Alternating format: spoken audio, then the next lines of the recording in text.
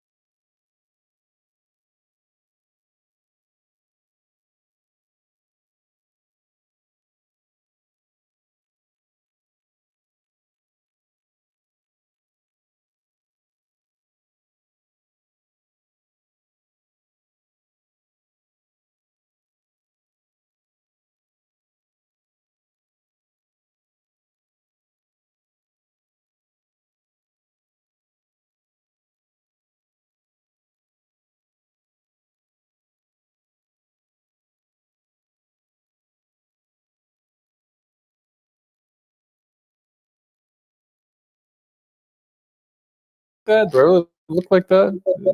Yep. Yeah.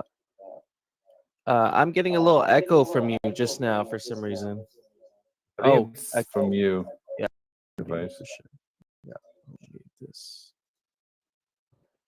This test. Okay, we're good now. Can you still hear me? Yep. Okay, cool. Yeah, no, it was just on the other tab there. Just check the chat here. GM everybody. No Futures live. ZombieShepherd's live. Excellent. Okay. I guess we can why don't we get right into it? So, oh, is there the Miro board link? Did somebody drop that? Here, I'll drop it here right now. There's the Miro for you guys. Hardcore did a great job with this. Thank you for that. Perfect. Okay. I guess we'll start with outcomes this morning. So the dungeon crawler needs the next step, but I think let's see, is Notorious BTC around? If Oliver Spoon is around in the audience today, I'd love to get you up and touch on your dungeon crawler game. I think it's very interesting. But we kind of discussed it very briefly last weekend, but we should definitely get a in-depth discussion on that, and I'll reach out to him for that. Let's see, raffle tickets and glitter needs work on imitation, and so maybe this is a potential bounty that we can discuss.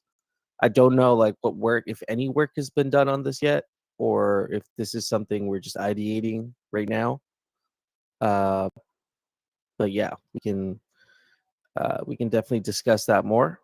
If you are interested in working on something like this, then definitely come up on stage and give your take on it. Parcel rolls, where are we at for parcel rolls? That, I mean, I guess when I say that, it's the VRF re-rolls for parcels. Is there anything yeah, go ahead. Sorry. Those will probably be in this week's sprint for the Gotchiverse. As you guys know, we were pretty involved in the last sprint. A lot of stuff being worked on, so we just couldn't make it in.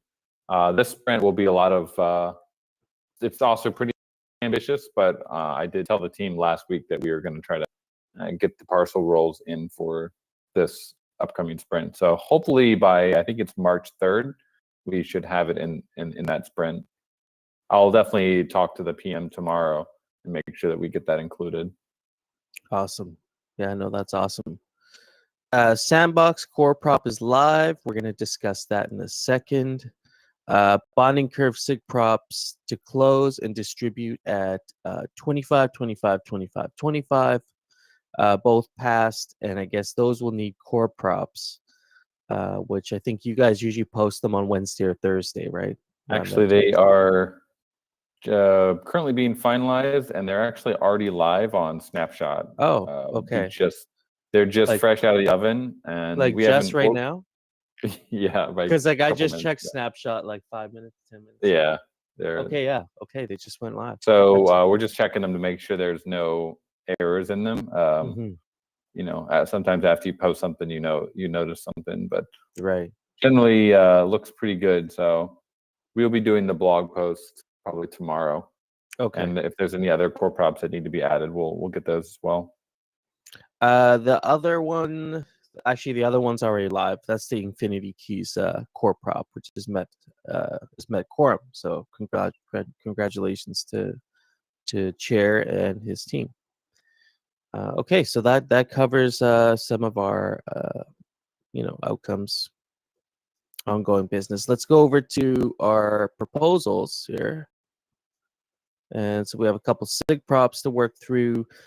SIG prop, distribute curves die 7030, Aavegotchi DAO, Pixelcraft Studios. That results another way, so that met quorum. SIG prop to turn off the ghost bonding curve. Yes, that was 80% in favor of, and now that's a core prop, so that one's good to go there.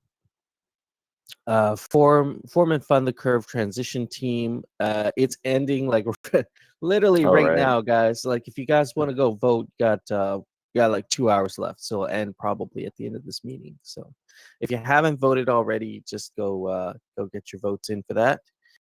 Currently you have 91% in favor of, and it's already met quorum. So 25 25 25 split for curve die. We just talked about that. That one's met quorum with 81% in favor of. And since both of these has passed, the next logical step seems to be the curve transition team, and I think there is a proposal out for that also. So let's go down to core proposals here. Aavegotchi, or let's start with Agip 62 here. Infinity Keys and Aavegotchi partnership. This is to develop Aavegotchi DAO funded a quest, Aavegotchi themed quest through Infinity Keys, which will make a fun onboarding experience into Aavegotchi for people who have never really interacted with an Aavegotchi. That one's met quorum, 9.3 million, and 96% in favor of. We have Agip 63, Aavegotchi, and the Sandbox. We've talked about this quite a bit. We have 50. This one's really close. Actually, has met quorum.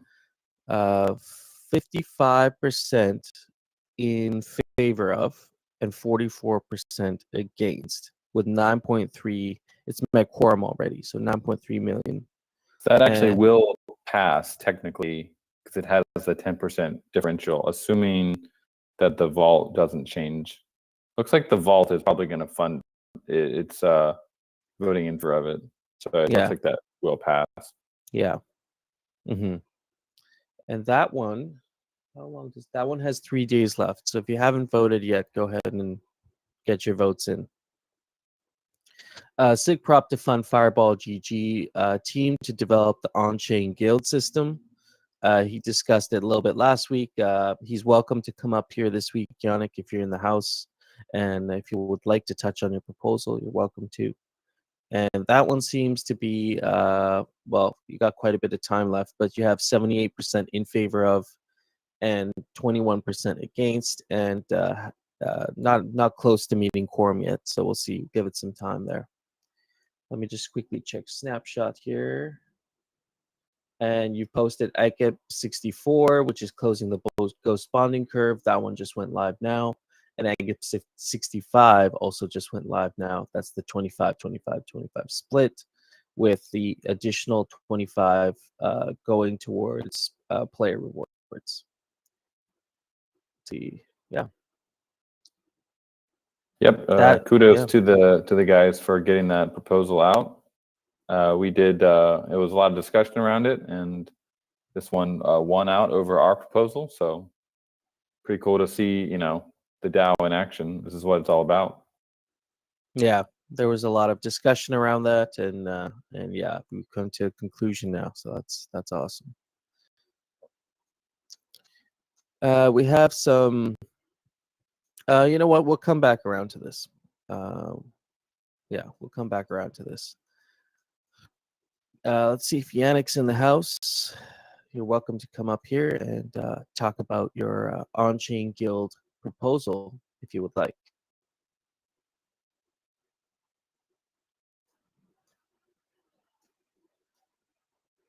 I see Yannick. Yep, you got your hand up there.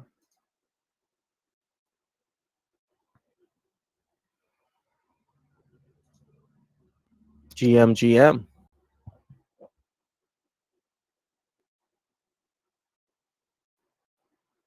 Good evening, ladies and gentlemen. Good evening. Hey, sir.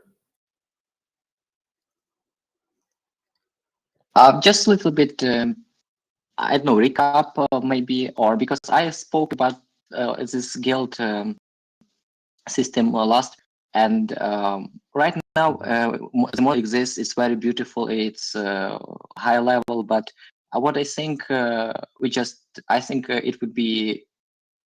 I think I can develop it within our team, and the result will be very good for the DAO. It will be beneficial. People will have some more things to do. They can form these teams. Then after the initial stage, when base model is deployed, I will work with the guild more, collect the data on how they are using NFTs for the guild structure, and we do one more update, which will be more like more how to say it, more advanced one. Yeah. Okay. I mean, there's a few things that we like a little bit just touched on last week that I'm kind of curious about is the tournaments, part of the tournaments like module for the guilds, and then I had a few questions about the warehouse. And so the tournaments, is that going to be something that gets organized, I guess, once this model's developed, once you've collected all the data and have established like established all the guilds and what land they own, what inventory they have, their voting power and all that. And the tournaments are something that can be organized after that's all been done, right? Or is that something completely different? Well, there can be many different types, and I think we will try many different types. First thing, sorry. First, what I want to try is there was very successful experiment with Gotchi board. It was very interactive, and a DAO collected a lot of liquidity. So first thing I want to try is a collaboration with Gotchi board and organize guild-based some kind of tournament based on Alchemica or Glitter or some other kind of actions within Gotchiverse. So but sort of a spending competition, but based on more around guilds rather than individual players. Yes, and this time you can kind of or group into collaborate with your friends and see how high you can get as a group. So it first type of competition, very obvious one, very similar to what Gotchi board did. Yeah, it seems like a nice evolution of going from individual players to now having this collaborative aspect to it. We can talk about multipliers and ways of making it more interesting, but I think just even adding the guilds in there, it makes it more interesting than just watching individual players to see who can spend the most. Need a little bit more coordination to make that happen within a guild. So I think that's a great first use case. And when we get the arena in full force, we get the other features in full force. I could see a lot of potential for these tournaments. So yeah, that's awesome. My second question for you is with the warehouses. So the warehouses, I think you might have answered it already in your thread there, but for those of us that maybe haven't read it or weren't there. The warehouses, how is it going to keep track of guild inventory? Is it going to be custodial, like you kind of deposit your items into this like warehouse, which is like a gnosis safe, or like maybe you can just touch on how the warehouse is going to really work with these on-chain guilds? So once you deployed with the current version, how it's work. Once you have your guild, you created your guild, your guild address is becoming at the same time becoming your like inventory of your guild. And at first, very basic setup, we only guild leader is able to withdraw from inventory. So this will be like very first version, but it will work like this. All other transactions from other members will be forbidden, and only guild leader can withdraw from this address. And if, for example, there'll be a tournament, reward can come directly to their guild inventory, and guild leader can then take and separate it to different buckets or do whatever he wants. That's how it will work from guild perspective. Okay, yeah. But Mhm. later we can have more configurations. Like there, for example, there can be knights, and knights could also withdraw maybe some kind of token. Maybe they can withdraw Alchemica, but cannot withdraw other. So as we invest more time and effort, there'll be more configurations. Oh man, this is so awesome. I mean, there are tools that are not quite like this out there that address guilds directly, but like, for example, GMI was looking at adopting guild XYZ file, and we just found that it wasn't really appropriate for what features we have in Aavegotchi. It wasn't really quite as like developed for what we needed. And so it's like actually it's all right for most people using it in Web3 as like their DAO or their for their like guild, but in reality it just didn't have the features to support what we're trying to do, the type of coordination that we're gonna probably want with these things. So to have like a Aavegotchi native guild platform is I mean, that's exciting. It's perfect. Do you want to talk about your beta version, or we're just talking about the alpha version right now? Do you want to touch on any like future features for the beta version, or maybe that's a different conversation? Maybe that's a different No, conversation. because it will change like 80%. It will based on totally on what guilds will have, what they want, and we collect all the data after first release, maybe after first tournament also, and second version will be based on that data. Okay. So we have some technology in working, some ideas, but in my proposals they are on high level only because it will change the more data, the more work we do. Awesome. Yeah, perfect. I'm just gonna read some of the comments here. Troy is saying, I agree, Gotchi board would be even bigger success. Had it not been for the unfortunately timed Polygon gas wars. Yeah, for sure. Wagme showing his support. Yeah. Harambe, these are also the social features we need to spark engagement in the verse long term. Absolutely. And Webb also echoes big support. Also, formalizing guild structure is going to be huge. Strengthening people's ability to coordinate and the avenues for them to do it through. Yeah, absolutely. And I mean, good point with Harambe following up also with, you see 10 guild members here, and 5 of them are from maybe different guilds. And so maybe you might want to join a guild. And so, yeah, there's definitely opportunities there, and looking forward to this. Does anybody have any questions right now regarding Yannick's guild proposal here? All right. No, it seems like everybody's on board with this. It's something we, especially as guild leaders, as organization leaders, we definitely see a need for something like this.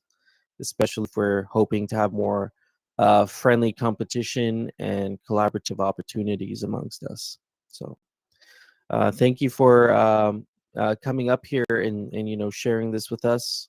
Do you have any final comments or things people might want to look at? I think you have a forum post up right now. Yeah, do you have anything else to add there? No, just if you are ambitious, I think you should think about creating your guild and do some work inside the Gotchiverse, maybe training, maybe art, like form some teams. And I just have this call to the people: just blog a name and try something. Yeah, absolutely. That's a good call to action there. Awesome. So go check out Yannick's proposal on Chain Guilds. It's live right now. And yeah, you can go and vote on that.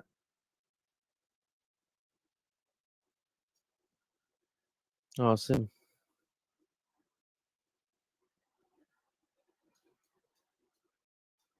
All right. Next up here, we're going to discuss our DAO media team.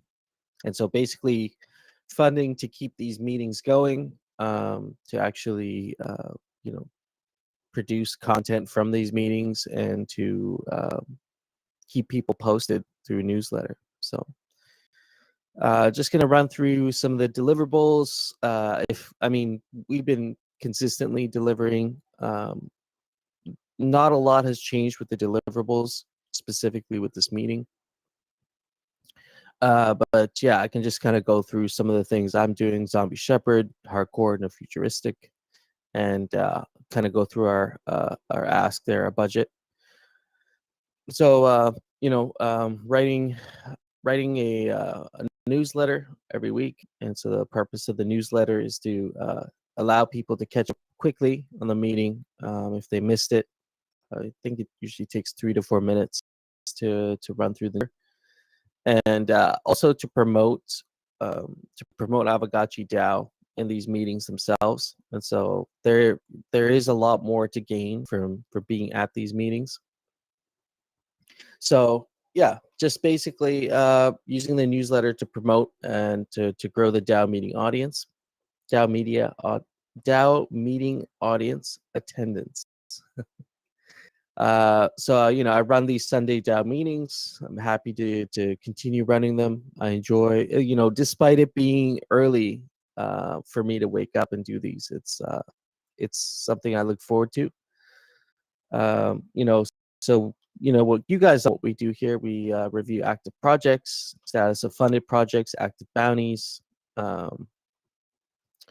I coordinate between the DAO, Pixelcraft, and community members around planning and promoting Aavegotchi releases and events. We connect with project partners and get them on board for these meetings, and I think that's been a great way to get some really interesting projects like Infinity Keys coming in here and offering Aavegotchi themed quests. Organizing project discussions and connecting with potential partners, assisting in formatting DAO proposals and relaying feedback. This isn't something that I guess is something I was doing as a project manager, but I still get approached, and I'm happy to help people with their proposals if they need help formatting it, or if they have a specific question regarding the process of it. So yeah. Assisting in formatting DAO proposals, relaying concerns of asset holders at or on Sunday DAO discussions. It's my goal to be at these meetings and be, it's my objective to be, objective about things and kind of take an unbiased approach to a lot of the conversations we have, which, it can be challenging at times.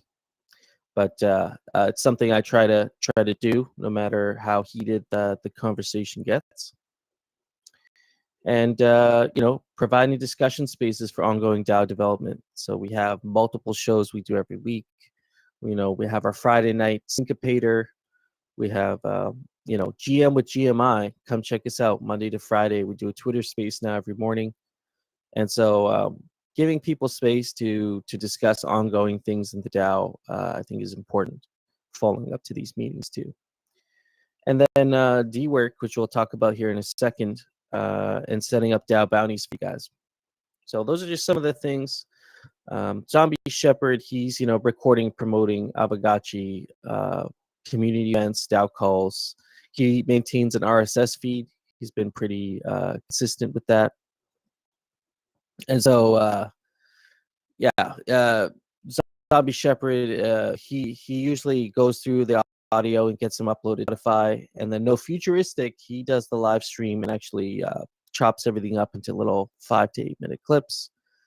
And so there's really no way you can't, miss DAO content. There's something for everybody. And so if you just want a specific part of the meeting, then you got No Futures clips. If you're going for your Sunday morning or Sunday afternoon jog and you want to listen to the Spotify, ZombieShepherd's got you covered. And then one of the most important jobs here, Hardcore curates the weekly mirror boards based on basically relevant and ongoing events in the DAO. And I think a lot of people have really liked these mirror boards. People find them helpful. It's a great way to kind of visualize some of this information, because it can be a lot at times. It can be difficult to understand too. So I think summarizing key ideas in forum posts into concise visual diagrams is really important. And then also maintaining an active workspace throughout the DAO meetings. So you guys will notice sometimes things will get shuffled around or added onto the board during meetings. That's usually Hardcore doing that. And our goal with the mirror board is also get a lot more engagement over time. So if we can find ways to incentivize people to interact with the sticky notes, maybe there's some sort of incentive there. But we definitely want people interacting with this a little bit more. I think sometimes what happens in the DAO meeting chat is things get lost. Things get lost into the chat, and we have to go digging for them to kind of get more context on specific parts of our conversation. And so having that on the mirror board will be really helpful, but that's something we can work. And then providing and maintaining a follow-up space for post-meeting attendees to catch up with meeting boards, and a space for post-meeting comments. That's another thing that we still have to work on.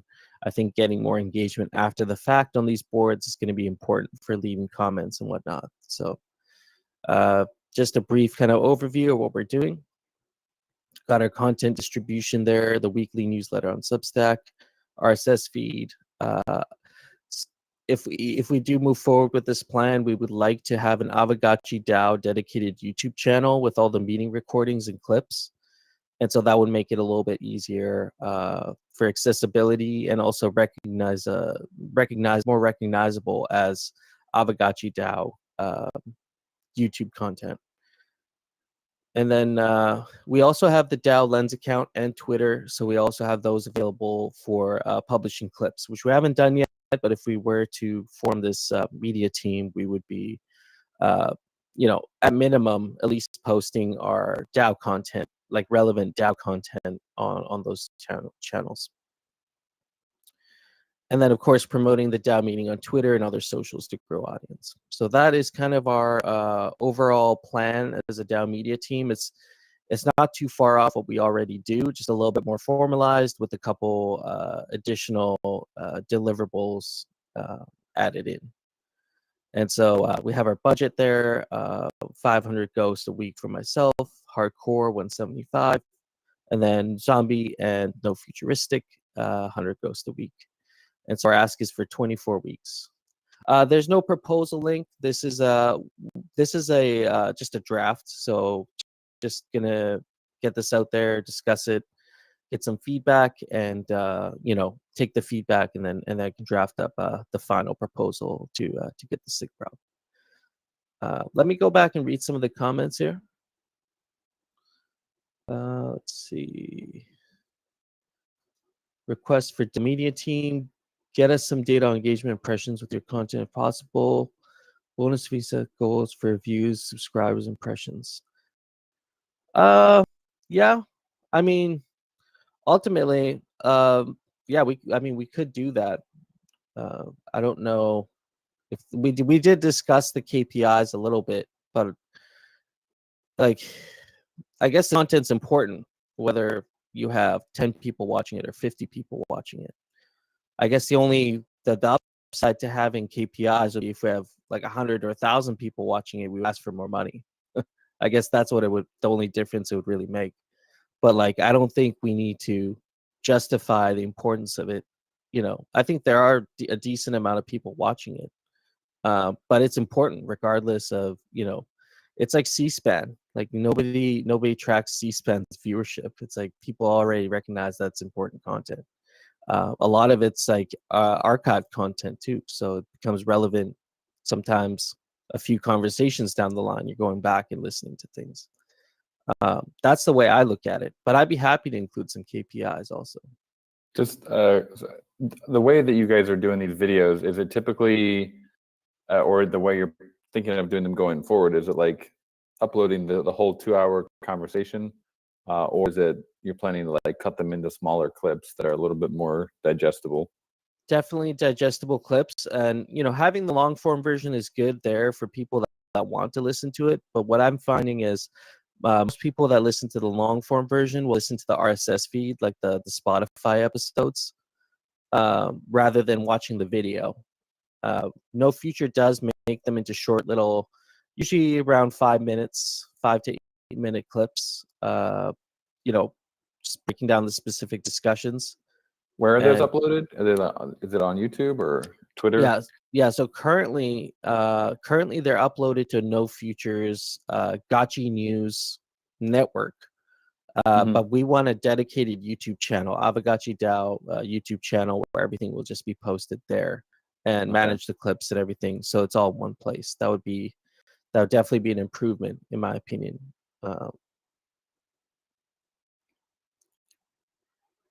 So this playlist is okay. So it's from the Music City Gotchi Gang, and it's okay. But they're all, let's see. Okay, so it's kind of they all have pretty much the same title. Talking about the snapshot proposals. I'd say the titles you want to work on the titles a lot, because I wouldn't know really what to expect with that clip. Yeah. Titles are like literally the most important thing that you can do if you're gonna spend all the time on YouTube. You gotta think about the title so much, and then the thumbnail as well. It takes more time, but it's like you'll get many more views for whatever your videos you're doing if you spend more time on the title and thumbnail. I agree. Some of the best videos that I've ever made, I spent like half an hour on the thumbnail trying to figure some sort of artwork for it. When I used to make content, I mean, I would spend generally the rule of thumb is you want to write at least 20 different titles. Thumbnails are actually a little bit easier because it's literally just YouTube face plus some text and a cool background. But the titles are the hard part. Yeah. But it'd be great if we could have more. This is for anyone making Gotchi content. Like, we need to have a bigger presence on YouTube, and the only way to do that is to have good titles, good thumbnails, and good content. Yeah, absolutely. And this kind of ties in with Choina's point here. If this passes, how will the media be presented? It's currently under myriad of umbrellas, not really unified in any way. And so having it all on one YouTube channel would be the first step. And then also having I definitely advise making better thumbnails, more engaging thumbnails, or just more interesting. So yeah, everything would kind of be like quote unquote like rebranded to Aavegotchi DAO. It would be all us doing it, but represented under the same kind of theme. Thrax made us a media kit a while ago that we should probably implement across this Aavegotchi DAO YouTube channel and some of the other socials we suggested. Yeah.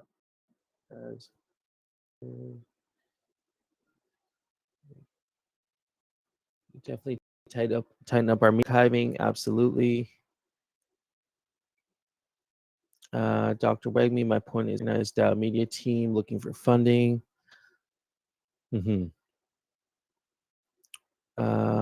4 people working together alone. Yeah, there should definitely be more formalization to this. Like there will be if this becomes an official team. Aavegotchi. I think it's great. We don't need formal KPIs, but like you guys as a team should want number to go up. Yeah, because that's good for for everyone. So just having some numbers and some basic analytics on viewership and subscribers and things like that. It'll help you to know that you're doing the right. Because this isn't C-SPAN. This is like this is crypto, guys. we got to make this content is to get people to understand what's going on in our ecosystem. Yeah, it's not. This is like not like we're not the Senate. I mean, this is the DAO, but it's also a good time to help people understand like the power of what Aavegotchi DAO can control. I guess if I was to come up with 3 KPIs off the top of my head, which I think would be really useful to us, there would be, of course, what you said, the YouTube viewership. There would be the attendance here. So we have 62 people in the audience right now. I think that's a really good metric to track. And then the third one for me would be newsletter subscribers. So that is a KPI that I track for myself, is how many people are subscribing a month, how many people have subscribed since I started the newsletter. I believe there's about 90 subscriptions to the newsletter right now. So, my plan, my personal goal is to double that in the next quarter. So, things like that. I definitely, I guess I didn't really recognize them as like formal KPIs, but just like personal goals I set for myself. Can definitely make that visible in the proposal as well.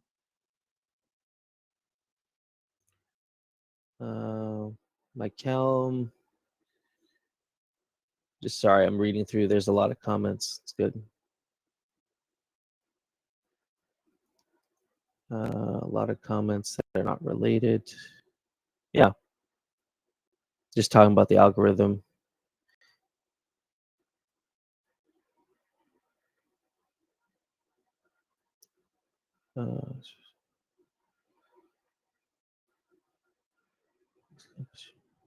Yeah, absolutely, Wagme. I'm totally on board with that.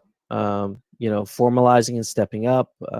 There's a huge opportunity here to make content, incentivize content creators.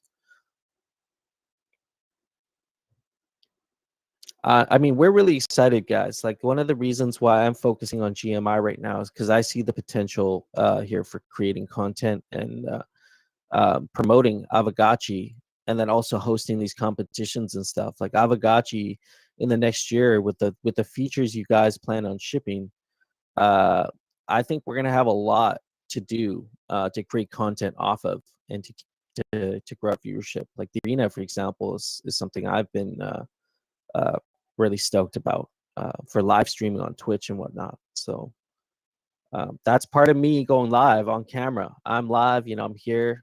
And so that's another step I'm taking towards professionalism.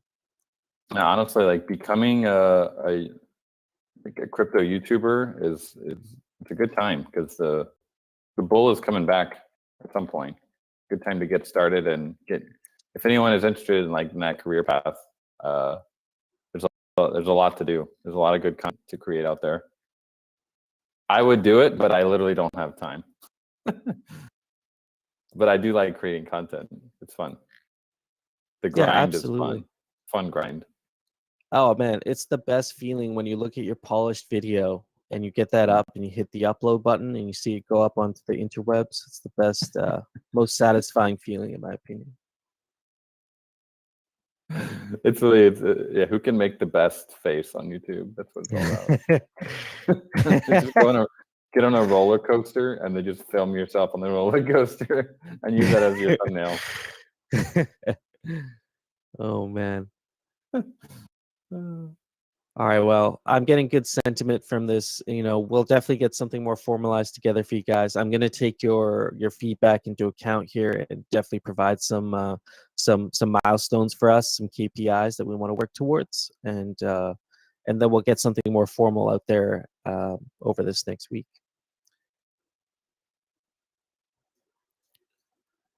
So that covers like the main discussions for the meeting today. I wanted to touch on D-work and take you guys through that. Maybe get some of you signed up here, do a little testing. We have a bounty available. But Coder Dan, out first before we do that. Is there anything that you want to touch on for the meeting today? Is there anything you want to bring up? I wasn't sure if we are having a conversation with a couple of the DAO members about liquidity for Ghost coming up pre-curve. So there's kind of like pre-curve liquidity and post-curve liquidity. I wasn't sure if Dr. Wagme wanted to share anything, the thoughts that they've been having on that. And we were trying to get one of the guys that's been working with us from Polygon side. I don't think he's gonna come today. We didn't give him quite enough notice, but we are going to have a call with him tomorrow and kind of get his perspective on Balancer. And then we have a call with QuickSwap coming up on Tuesday to see, basically try and negotiate a syrup, like a good terms for a syrup pool. So there's a lot of stuff happening, but we really just need to, as a DAO, kind of want to pick a strategy and go for that. So Dr. Wyden can probably talk more about the specifics. Sure. GM. And there's a lot to talk about here, but I have a little bit of time. So basically, like Dan mentioned, there's a pre-curve closure and post-curve closure liquidity plan that we need. And then we also need long-term plan treasury management. So we're tabling like what are we doing with treasury management for long-term. We just really need to address what we're doing for liquidity in the short term. And then triaging what we need to do in order, having a strong, or at least strong enough pre-curve closure liquidity plan is important. And this is complicated from a DAO perspective because there's not much time, right? So the core prop went live to close the curve today. And then we're going to go through the process of making that happen on mainnet. So with a possible like actual curve closure by May 5th. So that's 2 weeks from today. So we have maybe 2 weeks or less to get good enough pre-curve closure liquidity in place, which means like we have to submit something ASAP. So look for, March 5th, sorry. I think I'm just excited about Cinco de Mayo already. So we have 2 weeks to make it happen. And so I expect something from the curve transition team this week outlining potential options for us to provide liquidity. Just think, like speaking out loud with different options for this. So, we have 750,000 in stables available in our DAO treasury. We have to have some set aside for the farming because it looks like their core prop is going to pass. And so that plus our treasury ghost to help provide liquidity pre-closure. One of the options for this would be to do a 20 pool on Balancer where we have 80% in Ghost and 20% in stablecoin of our choice. Currently, in BNDI, it could make sense to do it in UC as that's where our other liquidity is at.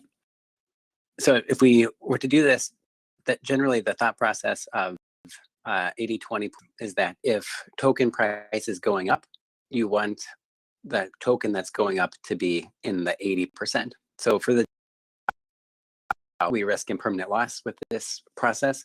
But if we did an 80-20 pool where we have a lot of Ghost and a little bit of DAI, for example, like 2.3 million Ghosts and 750,000 in a stable coin, we would have deep liquidity for Ghost purchases. We would be able to facilitate people entering the ecosystem and get some Ghost and not experience really severe impermanent loss as a DAO. And if we expect like numbers like Ghost at $3 or $4, the impermanent loss can become pretty big in the hundreds of thousands of dollars.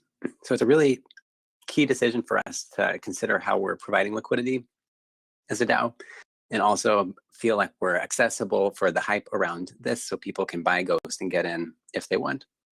So that's one of the leading contenders is to get liquidity pre-curve closure via that method, but it's a big number, right? If we did that proposal, that would be over $3 million worth of DAO treasury going into liquidity before closure. Another option would be to try to incentivize our current Ghost USDC pool with some sort of liquidity mining program. And pool is kind of in trouble right now. So with the recent Ghost spike, a lot of people have withdrawn their stake, worried themselves about impermanent loss and wanting more Ghost exposure. And the largest person in the pool is about to withdraw their stake, which is 43% of the current pool. So we're going to be down to just over $1 million in total liquidity, decentralized liquidity, which really isn't ample, and will likely be a big turnoff to people looking to get into our ecosystem if there's just enormous slippage to even buy the token. So we need to get liquidity in. We probably need some sort of liquidity mining program, and then we need to really understand our partners on Polygon from a balancer and QuickSwap perspective, like what they can do for us, and take those rewards into account when we design whatever system we want to go with. So expect more from us this week. There'll be a lot to read on for the DeFi people. It should make sense for the non-DeFi people. This is probably going to be a little bit above your heads, but we have a lot of people working on a strong plan, and I appreciate the support from the Pixelcraft team in leveraging their partnerships. Any questions on that or short-term clarification needed? So 80-20 is a possibility. We did talk about 75-25 as well. Be a little bit friendlier to those looking to offload, but does anyone have any thoughts on 80-20 versus 75-25? And as far as like the offloading, so the DAO is going to have a big chunk of DAI that's specifically set aside for liquidity after curve closure. So an option for us would be to kind of transition from the 80-20 or 75-25 pool to a more evenly matched pool after the period of volatility and impermanent loss risk has passed. So you can imagine the DAO would do a big chunk in 80-20. We go through price volatility, we're at a more stable point, and then we move from an 80-20 to like a 50-50 strategy using our stable coins after closure with our Ghost that remains paired in the 80-20 pool. And then this could kind of help stabilize price there. That would provide some liquidity for those looking to like take profits on Ghosts, which is sure to happen after the volatile period, and then kind of help us reach a nice, as stable or even point as we're going to get post curve closure.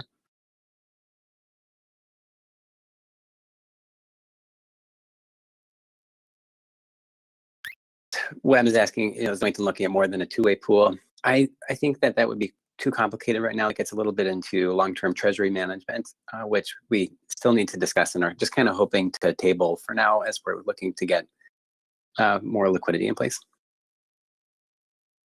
Yes, Tommy Gotchi brings up the point. Uniswap V3. So QuickSwap also has their V3, and they also have the same management by Gamma. That would be another option. I don't have any specifics on. We'd have to ask QuickSwap what the difference in impermanent loss is with V3 compared to V2 pool. Like a 50-50 pool on V3 might have much lower impermanent loss if you do kind of, they have like a wide versus narrow pool. So I imagine for the DAO, we would be doing like a more narrow pool that covers, a wider pool that covers a bigger range of prices. But I think you earn less fees. That's like the downside to it. That could also be an option. We'll probably discuss that with them on Tuesday. And there would be no liquidity mining rewards from Uniswap. Also, from Uniswap, definitely no. I think they're not. Yeah, this would be more for QuickSwap. I think there's a chance we could get some quick rewards back. I think a pretty good chance for QuickSwap, but Uniswap, yeah, forget it.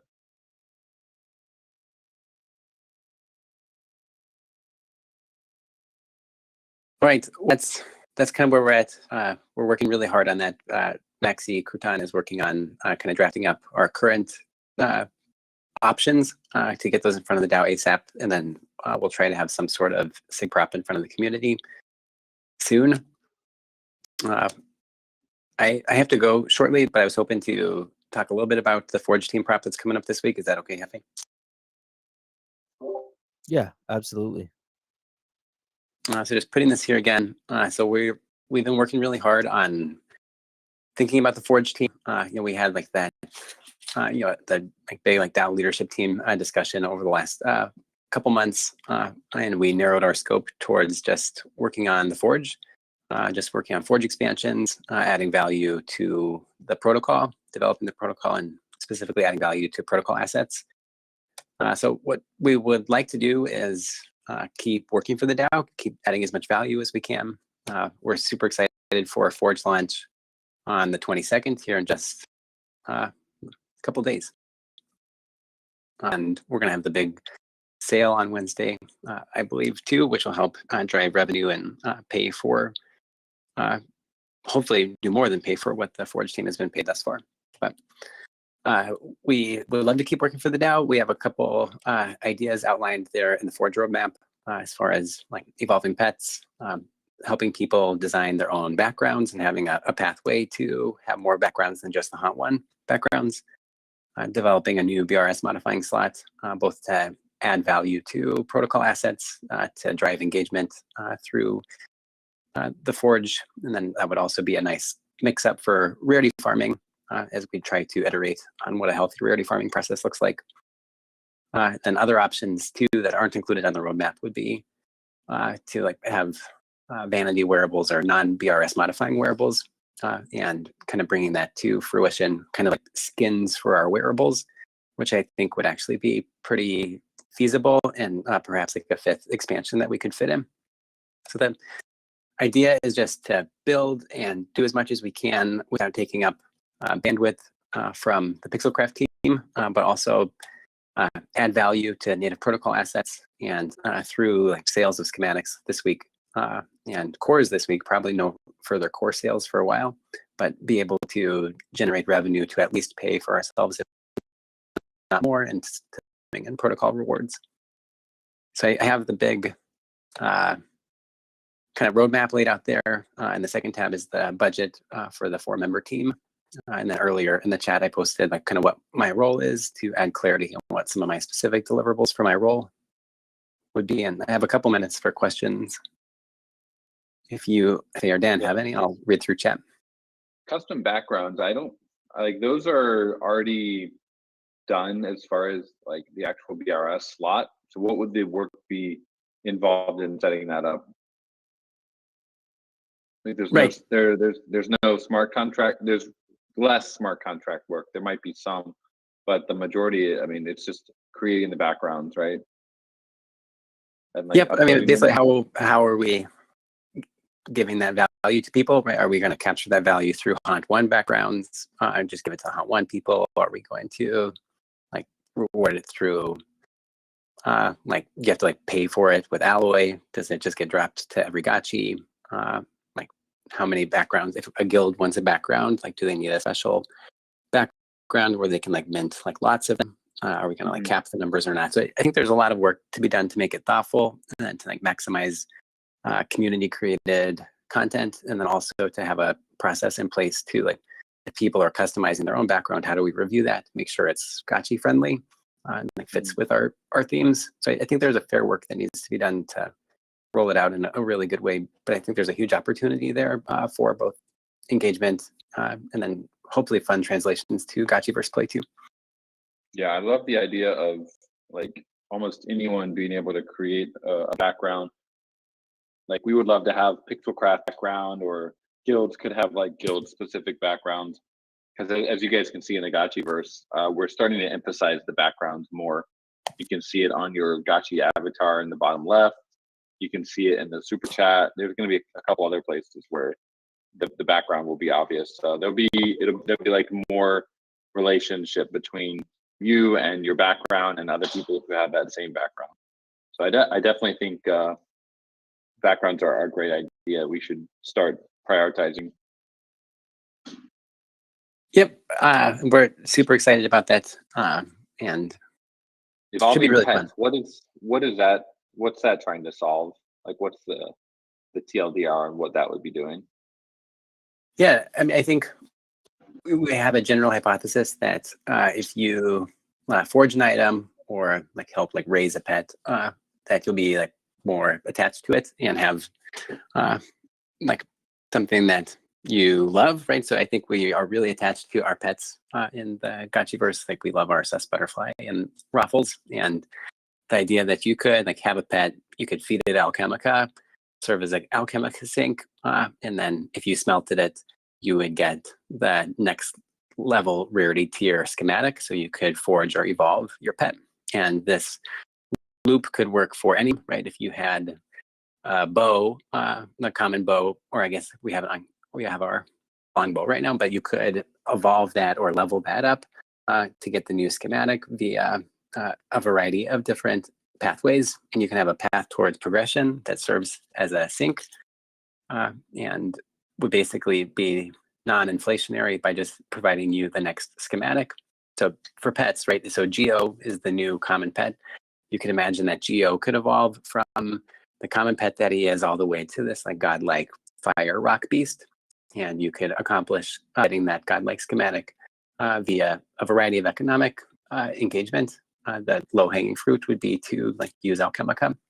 So we could have a strong Alchemica sink to have an upgradable path towards items that hopefully you're attached to in the game. And So you said that like you could sacrifice a common pet and you could get an uncommon pet. Yep. So imagine, yeah. So I feed my common pet. I feed Geo, 50 ghost worth of Alchemica, and then I smelt him, and then I would get the uncommon schematic for Geo version 2. And so I would still need the uncommon core, and I would still need the extra alloy to evolve him or to have that evolved version. So it's non-inflationary in that way because there's no new cores, there's no new alloy introduced, but now there's market interest in having that next level pet up.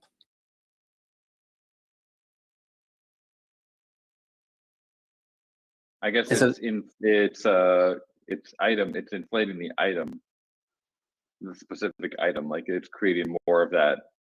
You could potentially have 1,000 uncommon items, right? Because you get more schematics. No, I think we'd probably limit it to first come, first serve, right? Just 500. But I don't know. I mean, that's part of the work that needs to be done is to like fully flesh out and develop these to make sure that that's feasible. And it's like a lot of work to take on. And we have the team that would do that. And then all of this would work through the DAO for like clarification to make sure everyone is on board with the plan for these things. But it needs work. But that's the general idea. May I please ask, how do you mentioned it will be nice Alchemica burn, but Alchemica burn is not, there is price to it because you pay with rarity. So there will be more rare items will be diluted more. There will be more godlikes, more mystics because people will upgrade their lower tier items with Alchemica. How will there fight can't be it? any more than there are currently because that's limited by the cores. So unless we sold more cores, there couldn't possibly be more than there are currently of the next level up. But you need to sell cores to make mechanic works, like to make people, to turn on in sync. You need more cores. Otherwise, it makes no sense. So you will produce more cores. Well, I mean, that's the decision that we have to make as a DAO, right? Do we want to drive value into the current wearables and make, an uncommon that has a core? Or do we want to accept some amount of inflation and sell cores to drive revenue and then essentially capture that value into Ghost instead of the native NFT assets? So that economic analysis is what we need. That conversation's been going on, and like there's definitely a large group of the community that is not happy with how wearables got inflated to support Ghost staking. So I would expect that conversation to start up again.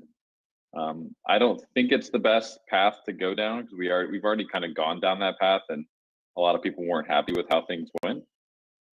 But maybe there could be, instead of like inflating the rarity, maybe it could be kind of like a crest or like a gem that you add onto the wearable.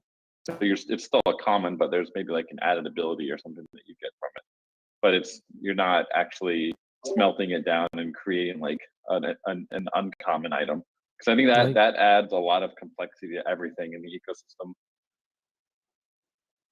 Or you can simply just produce the same amount of other items in proportion. Like don't only print the godlikes, print commons also in proportion, and you will have this beautiful cross item flow. But just don't kill rarity, because it will kill the game. Yeah, I guess I'm not understanding how you think it kills rarity if we're not inflating cores. Oh, I think But the idea is that there will be a discussion later that says, "Hey guys, maybe we should have more cores. Maybe it's good for yeah, us because game will not community start. itself." Like how you will not start the game if you don't produce cores, and you will produce cores and inflation will start. So before that starting, please don't kill rarity. Keep it in mind. That's my only worry. Yeah, well, just to be clear, I'm not proposing that we to do that, right? I think that we would just be proposing like no core increase, but a pathway towards getting the new schematics. And like that, and in that way we capture value with existing wearables. This would be funneling all value core owners. So this whole effort is to add value to native asset holders, not dilute them. Okay. I mean, I think there's a good discussion to be had around all these aspects. You kind of broken down what you guys are planning to do under the Forge projects. I think we should continue the discussion kind of in a forum chat for anybody that has specific questions regarding like the pet mechanic or that. But I think the gist of it, what I'm getting here, is this is going to be a lot of work. And playing other games and seeing them go through the challenges with balancing economy, it looks like it can be pretty challenging. So it is, we would want to have like a team that's working on this sort of thing to make sure that things are balanced. And if anybody has, let me look here, if anybody has more specific questions, you guys have a forum thread going on where people can follow up on more specific things. Is that in the DAO forum here, or is that in the OG one, the main forum? So, I mean, I guess the discussion is about, do we want to fund the Forge team to develop these things or not? It's not to have a full dive into evolving pets, which would be a lot more fleshed out. So that's what we're asking for, in the same way that the farmie is looking to build and add value. And so is Yannick. Like, though, are we? And our Forge debuts here on the 22nd, which I think is going to be a hit. I hope so. I hope the community likes it. I would definitely want feedback from you guys, but we would love to keep building for the DAO if you guys wanted to. Yeah, absolutely. All right, I gotta go, but I appreciate you guys and hear more from us this week.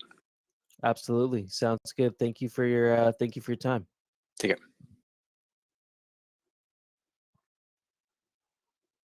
Right on. Okay, I guess we can. So you have the document there. If you guys need to follow up, you know what to do. Let's move on here to D work here, and let's get you guys. You're all at this meeting, so I'm gonna drop this link right here. This is an invite link to the D work.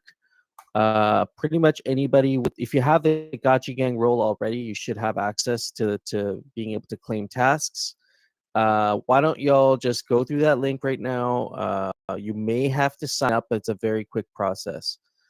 So if you haven't already, you might have to connect either your Discord, or you can do it through your MetaMask wallet address. But no need to have that fully set up right now. I just want to get you access to the link. There's 75 of you in here, so please check that out. I know a lot of you probably do want to contribute in some way or another. We're going to have some really easy bounties up there. We're going to have some more challenging bounties up there. But ultimately, my goal for the next 3 weeks here is to try and get a little adoption. Yeah, absolutely. We're going to go through a little workshop here, and I'm going to take you through some of the features If you're watching the live stream there, I have the D-Work open, and just quickly take you through where we're at and how we're going to use this.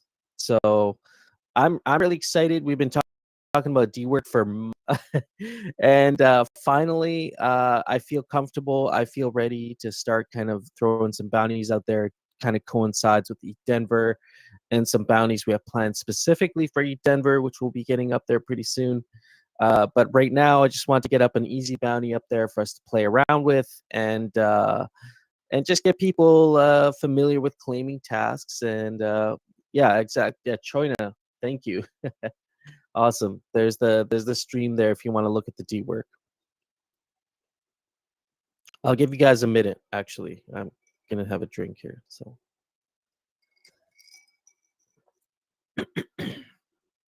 All right. Actually, I've invited you to view the board.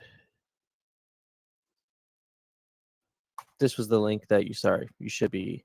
The invite link's fine, but this is the contributor link, though. If you click on that, you'll be added as a contributor. So to the main Aavegotchi D-Work.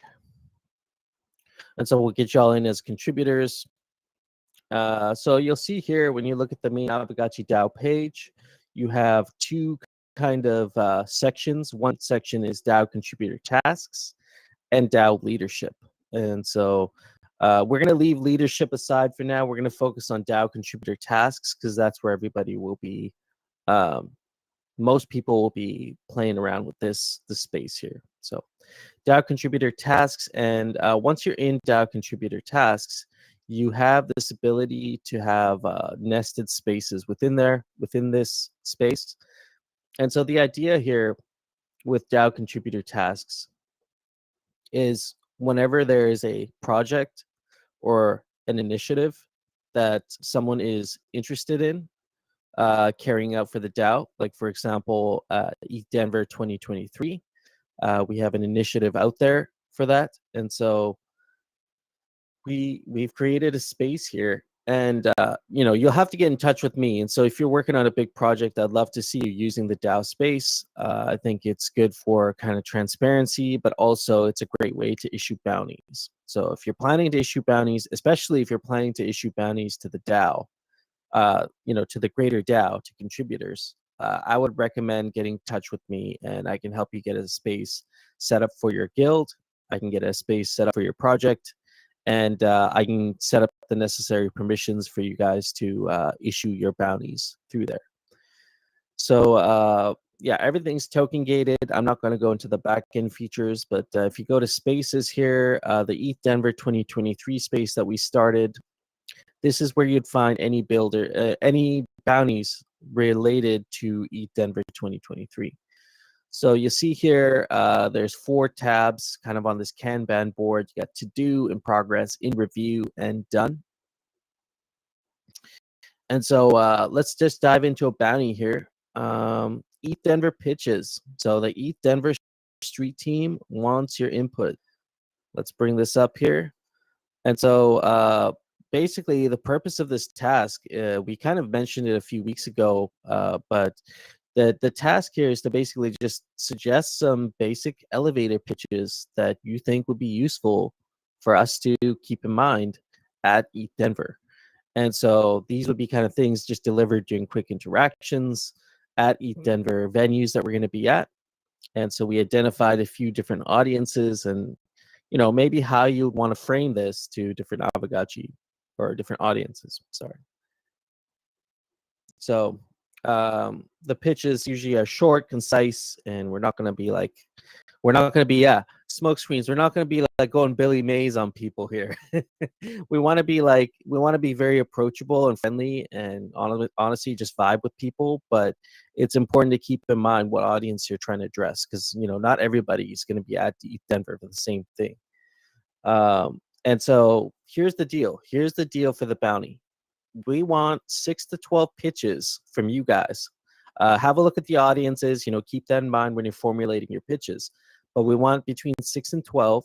And so, we're thinking, between 1 and 2 for kind of addressing each of the audiences there, or, some pitches may address multiple, but 6 to 12. And what we're going to do is for each pitch that we review, and the ETH Denver team will be reviewing these.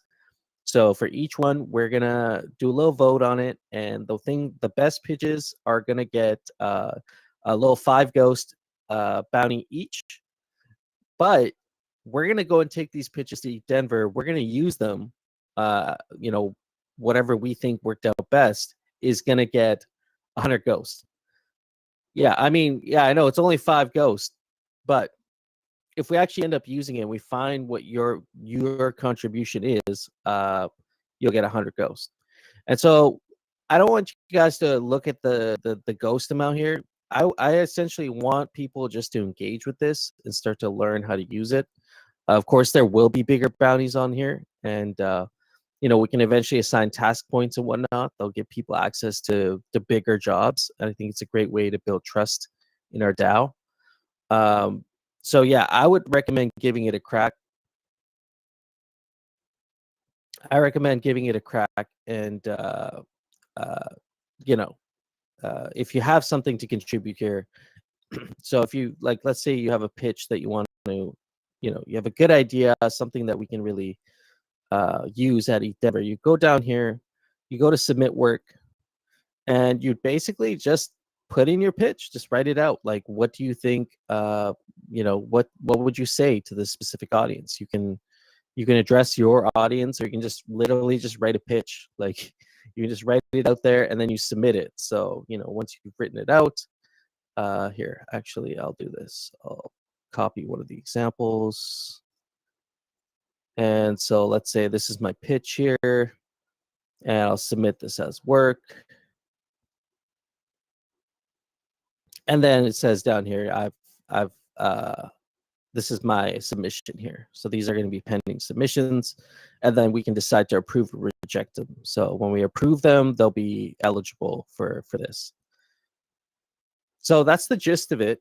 That's kind of where we want to start. And of course, on my end, once these things are done, I can move them around.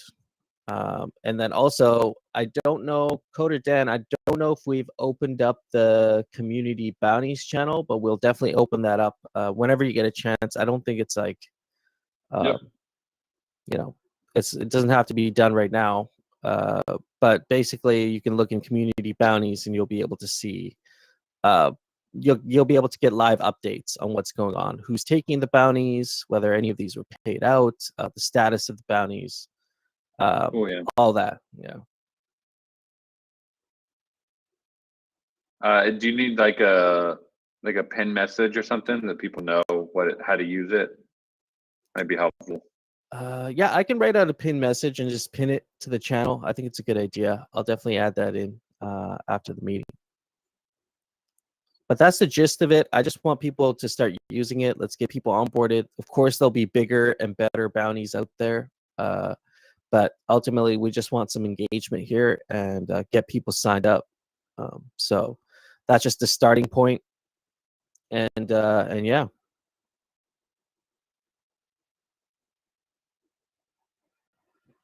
So that's just a little D-work demo there. But we'll definitely have more bounties for you guys to grab. And following up on that, I think we should talk about... dang, let me just pull up my notes here real quick. I did make some notes about this. We'll need dedicated reviewers for work, right? So in this case, it was really easy for us to pick some reviewers. We said, you guys are going to be submitting work in regards to Denver, and so it made sense just to have our reviewers be the core team that's going to be at Denver using the results of this. But what do we do for other projects? Like, do we want each project to just come forward with their own reviewers? So this is my project, this is our space, and these are our bounties, and we're going to review the bounties. We're going to review the task submissions and get the bounty out to whoever we think is deserving of it. Do we want to do it that way? Or do we want to go a little bit less biased and have a dedicated D-work review team that would actually be reviewing these bounties? There's pros and cons to both, but I'm curious to know what you guys think on the review aspect of things. It depends, I guess, if the DAO is making a a grant or a bounty, then what it kind of sounded like you said there was like, would this be like an external party coming in and making a bounty, or are we talking about if the DAO creates a bounty? Because if it's right now, it's this bounty that you guys are talking about. This is you got a budget from the DAO to do this, and it sounds like you're using part of that budget to do the elevator pitch. Is that right? Yeah, exactly. It's coming from our own pool. We have a bounty pool. We did say when we submitted for that bounty pool that we would make sure that we try and have some things for other people to do, regardless if it's core team or not. And so that's kind of the first example of that. But like, we were just talking about the Forge, right? So let's say Dr. Wagme and his team, they're working on something, but they need something from the community. Maybe they need a little marketing. And so do we want the Forge team reviewing the bounty submissions for their own bounty? Or do we want a review team, like kind of like an external review team saying, this is a good bounty, it's accepted, or this is a bad one, rejected? Like, I think if they're the one, whoever's spending the money should be reviewing it. So if the DAO team or if the Forge team, which is like kind of, they're becoming like kind of like a contractor with the DAO in a way, they have some budget from the DAO. They can spend that budget to make a bounty in the DAO, or they could do it anywhere. It doesn't have to be the Aavegotchi DAO D-work. It could be any D-work, right? So at the end of the day, they're the ones reviewing it because they have the work that needs to be reviewed and done. But if it's the DAO creating a bounty, like the DAO wants to fund something, then that's when you would need someone to review it.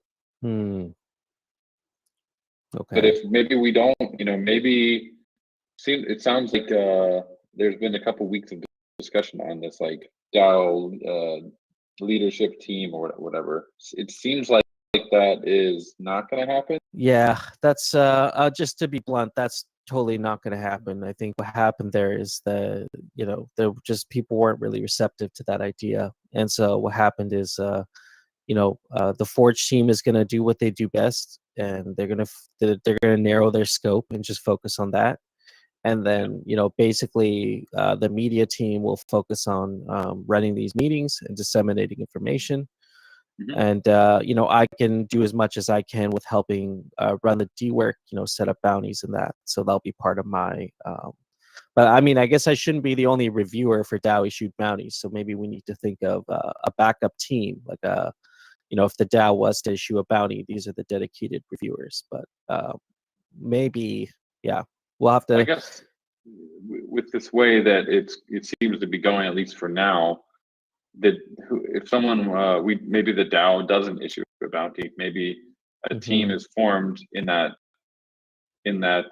with that expertise. You have your media team or the Forge team, and then they ask for a budget from the DAO, and then they would use part of that budget for the bounties, and that would be one way of doing it, I think.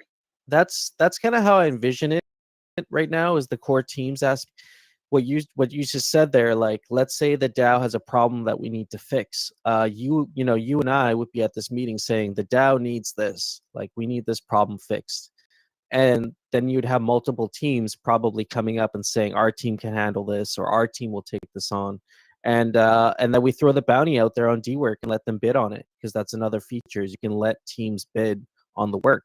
And so we don't necessarily need to set the bounties. We can put the bounty out there and say, hey, look, we're going to run a 1 week auction basically on this bounty. And whoever, whichever team can do it for the most reasonable price will get awarded the bounty. And then they get their own space on D-Work, and then whatever bounties they issue are issued through their space.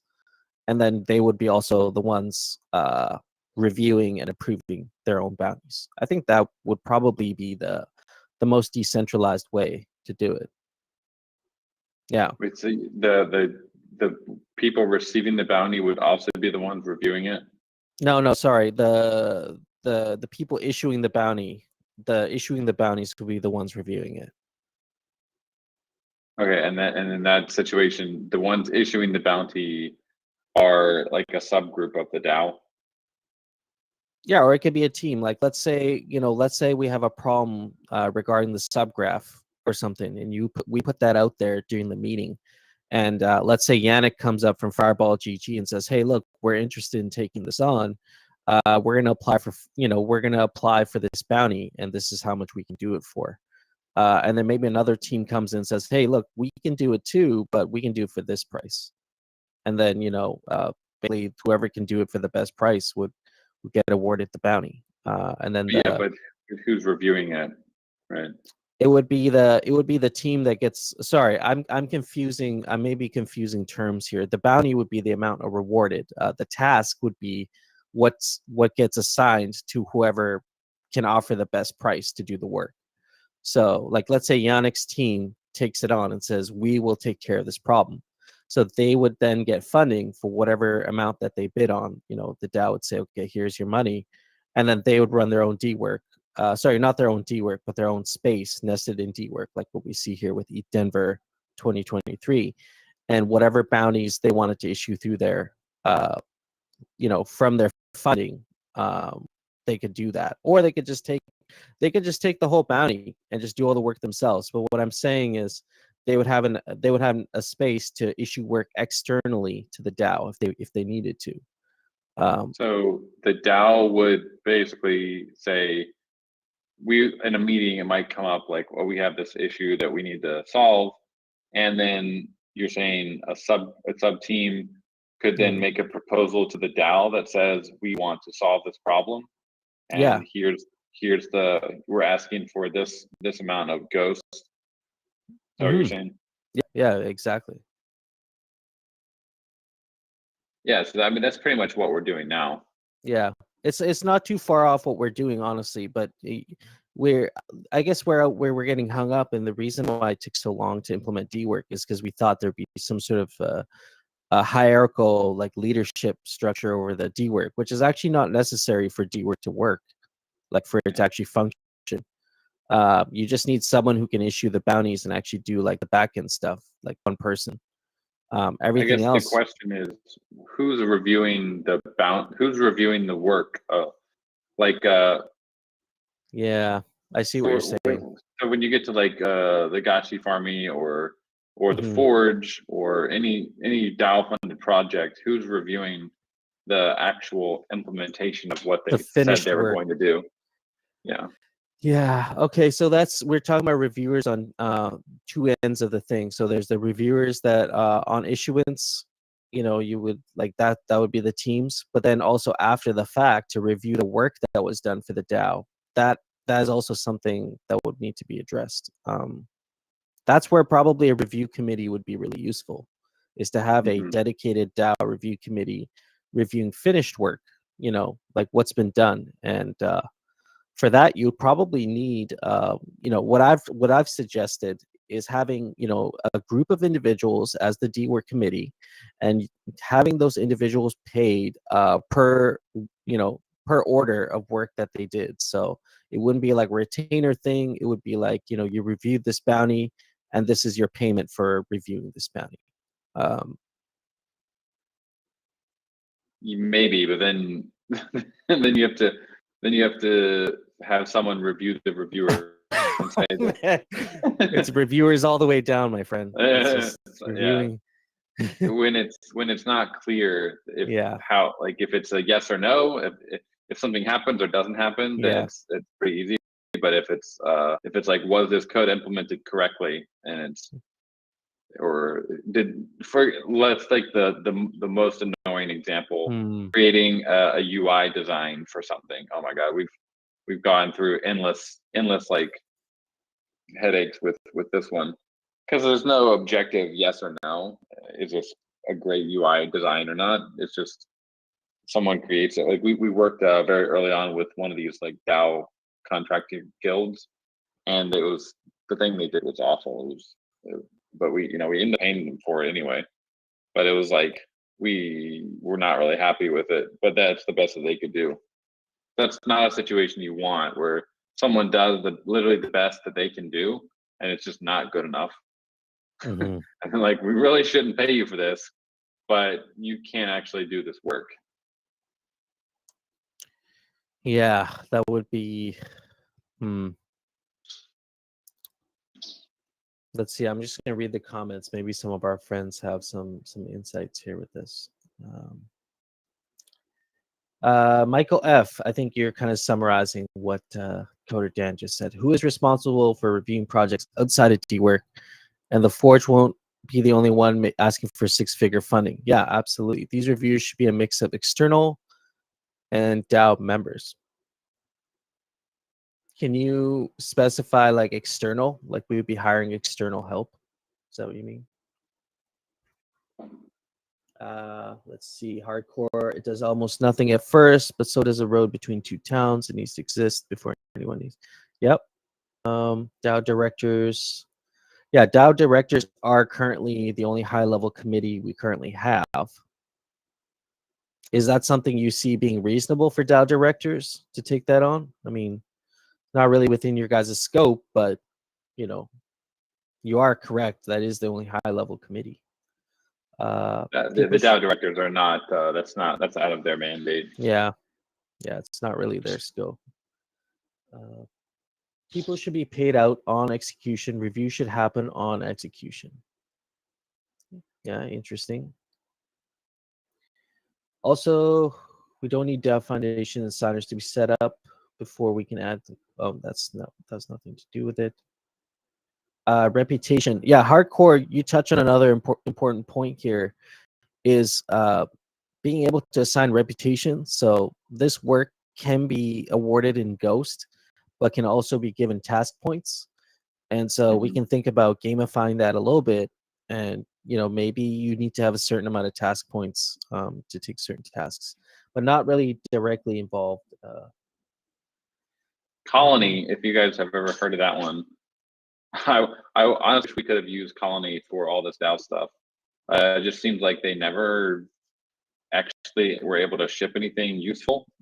Could be wrong now. Maybe they've come a long way. But we had multiple calls Colony team over the years. Because they have a really cool system of reputation where if you like when you complete something, you can it increases your on-chain reputation. Everything is done on-chain. Really, really cool stuff. But yeah, I think in D-Work there's the idea of like story points, right? Yeah, Story task points. Like a task points, yeah. So something like that, as long as it's linked to that address and that person, then yeah, we could. But I guess how would the story points get assigned? Would it be like, did you complete this perfectly and everyone in the DAO is happy with it, so you get full story points, or we're not that happy with it, but we're gonna pay you anyway? Yeah. I mean, I think task points should definitely be assigned once the review is done and people are happy with the work. But the other thing with task points is there's a leaderboard attached to this. So like there could be ways to like, maybe you need a certain amount of task points or you need to have a certain place on the leaderboard to be able to access specific types of work. That's the other way to do it too. Well, that could be an additional thing added on where over time, our biggest contributors who have the most task points should be getting the really great jobs. In my opinion, you've done the work, like you've proven to the DAO that you're able to do really great work, and your task points would reflect that, which would give you, access to even higher tiers of work. Things that pay a little bit better. Maybe, well, I haven't really fully fleshed out that idea yet, and I can maybe start a discussion on that. But assigning task points in the leaderboard is something we definitely want to implement. Sure, I think that helps a lot. Yeah, Michael makes a good point. Gitcoin uses a great decentralized review process for submitted grants. We could look at something like that.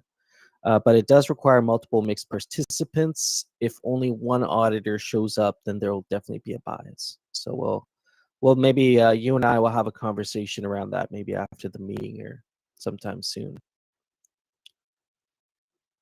Looking at the other comments, one more here from Web. Content structure for big projects need to be done in draws.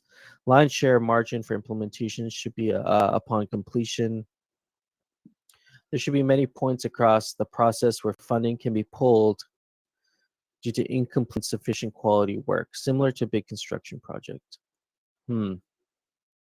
Yeah, I guess what I'm hearing is maybe having some sort of standardized template for submitting for work also, um, because that way you can list your milestones and accountability points during the whole process of the project. Okay, I don't know. I think in general, overall, really great feedback with this. We can start this implementation of D work and kind of chip away at it every week. We'll maybe go through a little bit. I'll make sure to stay on top of the bounties. We'll definitely add that to the Miro board. We'll add a section for active bounties, and every week I can remind you guys of what's out there on the D work for you guys. But this is the start of that, and happy to see people joining the D work here. And yeah, next week DAO mission statement. Okay, I got something here to show you guys. We're definitely been wanting to hit that mission and vision board for a while. I'll show you this real quick before we go, so you can start looking at it, get familiar with it. But Hardcore and I have kind of compiled all the discussion we've had over like the last 5 months into this like final. We're hoping this is the last one we ever have to make. But this is like the final DAO vision and mission board. We kind of made it like half worksheet, half like summary of everything we've discussed, and hoping we can get to consensus on that in the next week here, or next 2 weeks or whatever, but pretty soon. I think it's gonna be really important for us to be all engaged, and the conversations over the last few weeks definitely. I've definitely thought we could really use a mission statement right now, looking at some of the conversation. But yeah, have a look at that. If there are things you want to contribute to on mission and vision Miro board, we have stickies on certain parts here where you can contribute, and so you just can click on the little sticky notes and you can add your contribution.